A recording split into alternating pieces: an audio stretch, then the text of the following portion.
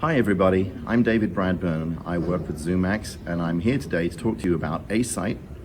We have an announcement here at the CSUN conference 2020, and that is our all-new Acesight virtual reality unit.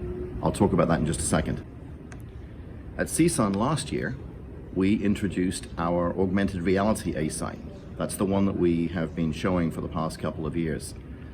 You probably already know that the characteristic of an augmented reality design is that when I am wearing it, the display of course is in front of my eyes, but my peripheral vision is not impacted. And that's one key reason why users who wish to be mobile while wearing a wearable device should use this one only. It's the only one that really is safe enough to do so. The virtual reality is our third version of Acesight. We just announced it this year, and again today marks the official launch at the CSUN conference. If you've seen a virtual reality unit before, this is going to look somewhat similar.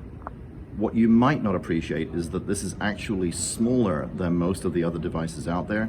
It's also a little lighter. There is a camera in the upper corner, my left, your right, as you look at it. It is a 48 megapixel camera. The image quality is exceptional. To wear the device, I simply pull it onto my face like so. You can see the head strap is going around my head.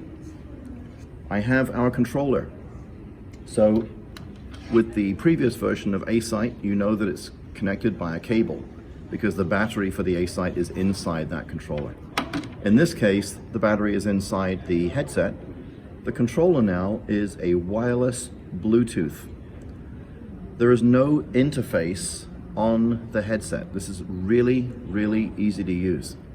On top, there is a focal distance slider.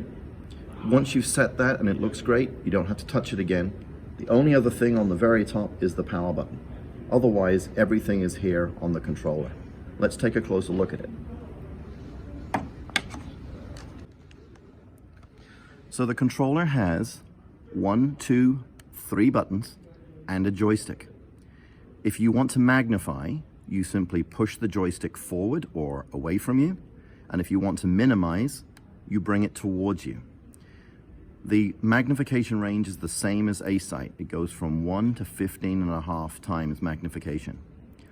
Below this button here, when we press it, it's showing us normal color. If we do a long press, it opens a menu where we can change things like brightness settings, that sort of thing. Below, this button steps through the different modes of color. So high contrast, black with white, or yellow, and then the reverse of those two colors. You also access the outline feature here too. The button on the front, which is kind of like a trigger, is what we use for freezing the frame. So if you're using floating reading mode, you press it once to capture the image. Now, if you hold it while you move your joystick in and out, you can change the magnification level.